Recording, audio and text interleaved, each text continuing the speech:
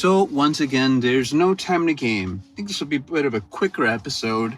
This week we'll be talking about Pac-Man World, the original Pac-Man World on the PSX. This is going to be quicker only because I'll tell you straight out, this is actually a childhood game of mine, which it's a bit of a conflicting feeling because it's kind of like, okay, like I started the series in order to be able to discover new games for myself and make it fun. And, see if my own recommendations, my own experience could be something that I could pass along to someone else. Like, it's like, hey, this is worth checking out. This is worth it on, to take on the go, retro handheld style, et cetera, et cetera. But being that this is something that I played as a kid, I have, I guess, two things going on here. One, where I'm kind of obviously naturally biased because it's like, I love this game. I love 3D platformers in general. And stuff from this era, especially the PlayStation 90s, everything, special place in my heart. Now, at the same time, too, it's kind of like, well, damn it, that kind of goes against the whole purpose of something new. It's like a bit of like chasing that dragon in a sense. But I'll try to be fair. I'll try to be quick. And we'll start off with straight out, like, since this is a series where I'm supposed to be beating these games every week, I'll tell you straight out, X and A on this week. We did not beat Pac-Man World within a week's time. And honestly, part of it did come down to like, well, I've already seen, as much as I love this game, what this game has to offer. And plus, not to mention too, there is a certain amount of like, I think just genre burnout for me because again, this is something I grew up with. And I think I mentioned it just now, 3D platformers are something that are just my jam, From early on, I think Spyro was one of my first ones. The Croc series, one of my first platformers. I didn't own it, but Mario 64 was one of my first 3D platformers. And that honestly continued on throughout the years. Everything as old as like, again, Mario 64 all the way up until stuff like A Hat in Time. Tunic, I played a little bit of Tunic. Played things like Demon's Turf, or I think it's Demon's Tide, one of the two. And it's awesome and they're great. And I love how a good 3D platformer controls and just the idea of collectibles and stuff like that. But I think that's all I played for a hot minute, that and Metrovania. So I didn't really feel too compelled, I guess, to try to like really dedicate the time towards beating this. So I know that's a little bit like of like not too thrilling of an answer, I guess, but it's the truth, and I think as much as I would say, like, I love this game, I'll tell you straight out my experience with it and if I recommend it and why I didn't beat it pretty much. So we'll lead with that. Now, as for Pac-Man World, is this a good game to take on the go? I would say, yeah. I think the other part why I didn't get to beat it is because this is where this series can run into like a bit of a, as games get bigger and bigger. I know PlayStation's a little bit old now, but it's not exactly like, try to beat this on the Genesis in a week. And this is one of those games where it's like a little bit more involved. And so, especially when it comes to the collection aspect of it, like, I'll be honest, like, I feel kind of conflicted on the collectibles in this game. My favorite collectibles in gaming tend to be the stuff that, like, it gives you, like, all, like, the bonus stuff, like the extra content. I love, sound tests and wallpapers and game commercials, concept artwork, stuff like that. Which is why I'm a big fan of things like old school Sonic Mega Collection or playable characters are awesome. Like Sonic, for Sonic series, right? Sonic Adventure will give you access to Metal Sonic if you collect all the emblems.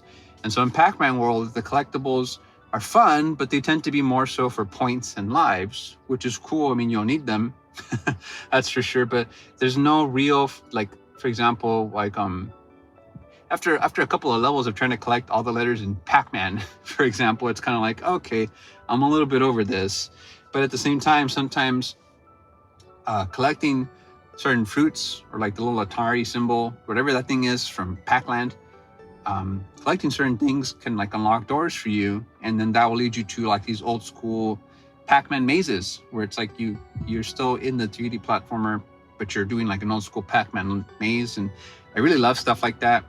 And truth be told, they really did a good job just with that vibe in general, right? Because it's like Pac-Man. So you would think, okay, classic, you're in a maze, you eat fruit, and your super pellets let you eat ghosts. It's like, I can picture being like a game dev in the 90s and being like, well, how the heck do you translate this into a 3D platformer? Should we even translate this into a 3D platformer? I bet you no one was thinking that, but they sure it's like were mandated to, probably by some executive that saw Mario 64 and lost his marbles.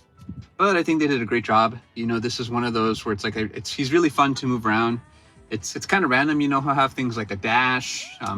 If you double jump, instead of double jumping, you'll smack the ground and bounce around, and like just general things that, except for when he shoots pellets, I guess that one doesn't really fit in. But the rest of his moveset, honestly, I can't explain it, but it does feel like it would totally fit Pac-Man. Like if he was moving around in like a real 3D surface, like this is totally what he would do. He would dash around, bounce, eat ghosts. How more complicated do you want it? And what I like about, love and kind of a love-hate relationship really with old school 3D platforming is that you really have to learn the nuances of like how the character moves. Everything in like the more modern 3D platformers and stuff like that is so streamlined, so like it has years of history built upon it. But Pac-Man, for example, in this game, like when you hold down the run button to dash, it's kind of like the Sonic spin dash straight out.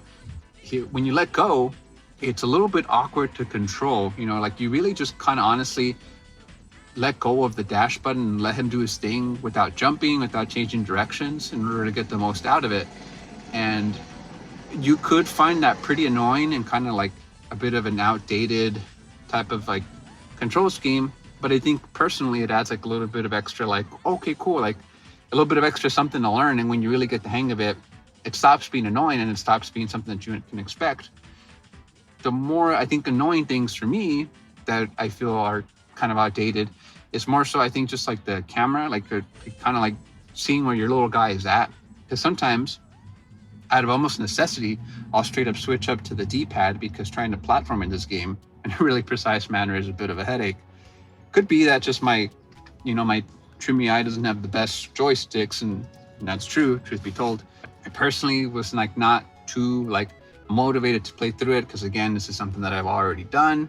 So it's kind of like, okay, cool. Like it was real blast to visit just levels from my childhood, except for the World 2 boss, that volcano. I forgot how annoying the last part of that world is. And I think that was also like one of the main things I was like, you know what, I think I'm okay. I don't really feel like playing this at the moment. Borderline rage quitting, which is to say, I think so far we're at, did I beat it? Nope, I did not get to beat it in a week's time. Did I enjoy my time with the game? Of course. There's, again, some frustrating bosses, the position of your character in a 3D game. Like there's little quirks here and there that, like, it's like the 90s, early 3D platforming. They all kind of have them to a certain extent, but they're not terrible here. Like you could treat it as like how I treated the dash, where it's just like, you know what, just learn the quirks, learn how it controls, and you can really turn it into something that's like satisfying for yourself. But you definitely won't get like the full on like more modern, like, I don't know how to describe it, but the way a modern 3D platformer controls is much more smooth and butter-like than Pac-Man World for sure. But the vibes are there, the music's awesome. They really get a lot of mileage out of that motif, that original Pac-Man arcade motif. The story's wacky and fun, it's 90s, classic everything, it's all there. Like the little secrets, mazes are satisfying. The way they translated Pac-Man's movement is pretty satisfying. It's fun to just bounce around and be your most Pac self. And just from the nature of it, 3D platformer from the 90s, it's pretty easy to pick up and go. Like it was really easy to just like, oh, I'm just going to hit pause on this and come back to this later. There's no grand story that you're missing out on, or like, oh, how does Pac-Man control again? Like, no, it's all pretty straightforward. And there's certainly worse platformers, but especially 3D platformers, period, that you could be playing. This is a fine investment of your time, in my opinion, and it worked great. I was playing it in short bursts and stuff like that in between my work orders. I mean, it's a little bit too involved to play, like, if there's too many distractions and stuff like that around you. And it's definitely, like, it would be interesting to see, like, if you could beat this in a week, which I totally think you could. I don't think you could get, like, every unlockable, And maybe you couldn't even beat every level because you can kind of jump ahead a little bit to keep playing in future worlds. But I mean, Pac-Man's first little adventure in 3D, like an actual real 3D platformer, they did a pretty good job. Music's great, the visuals are fantastic. I had it set up to look like a little CRT, so it was very throwback for me. I was like, if I'm going nostalgia here, then I'll go full nostalgia. Let's go, you know. But me personally, I ended up not beating it because, you know, I would prefer to have tried something new.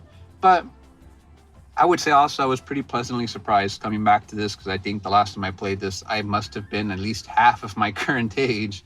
Must have been in high school still. Wish the second one wasn't on PS2, because I mean, actually I might have been down to try that one, because that one I don't have too much experience with. But I literally had this like as one of my first 2 or 3 PlayStation games when I was a kid, and so it was a real trip to get it. Like, I don't know if you know this, but in this game, every week we pick it at random. So when this came up, it was kind of like, oh dang. So I guess we'll just go ahead and do our final verdict. Did we beat this game in a week's time? No. I think that's the 3rd time I've said this in this video. Would I recommend it to you as like something you can take on the go? Yeah, absolutely. I think it's a fine enough game to take on the go. You'll have a lot of time. Did I enjoy my overall experience? Was the vibe cool? Like, good game? I would say yes to all of them.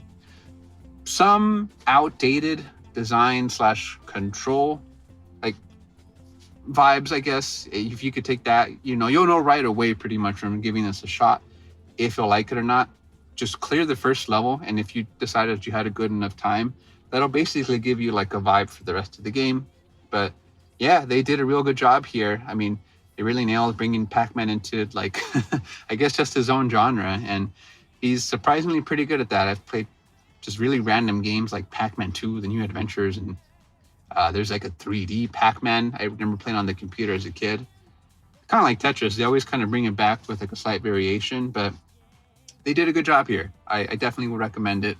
Didn't beat it, but definitely would recommend it. And I think that'll do it for this week's little dig into gaming. Thankfully, we did already pick our next game for the week, and I got Little Magic for the Game Boy, which is something I've never heard of in my whole life. I cannot tell you a single thing about it. Looks interesting, looks fun. I look forward to getting into it. I'm juggling a couple of things right now. You know, I've got like I record music on the side, I've got work. So the point of this series, you know, is just to be able to really get into things without wasting any time and just try new things, try things I haven't tried before. So I'm pretty excited. It was, for that reason, hard to get back into this game, because it was like, well, I'm also doing, you know, playthrough of Terra Enigma for the Super Nintendo, which is fascinating so far, and I never got to try as a kid. Cave Noir, also for the Game Boy, original Game Boy, I think. That eats up a lot of my like quick gaming sessions because it's so addicting, which I might just do like a video of that, despite the fact that it's not like picked at random. Maybe I'll just do like a small review of it or whatever. And not to mention too, on the side of him playing Laputa for the PlayStation Classic, which is a Japan-only game that got translated into English a while back, which is also its own, like, it's not really gameplay heavy, but it is its own fascinating experiment. So Pac-Man World had quite a bit of competition, and I think it's for those reasons that I didn't beat it. But if you like it a lot, again, just try that first level, and you'll know for sure if you enjoy it or not. And there's honestly, it's not too hard. It's a decent enough challenge. Stakes are easy. Unlockables are okay. I really wreck it. But anyways, what did you play this week? Have you played any of my recs? I would like to know. If you have in the comments, please tell me. Or if not, tell me if there's something you think I should check out, especially based on what I've liked, or maybe something I should check out, something that'll make me rage. I don't know. But this will be a quick one for this week. We'll catch you next week. We'll play through Little Magic for the Game Boy. Might be the Game Boy Color now that I think about it. And I'll let you know my thoughts by next Friday and see how that goes. But other than that, thank you for watching up to this point if you did, and I'll catch you in the next video.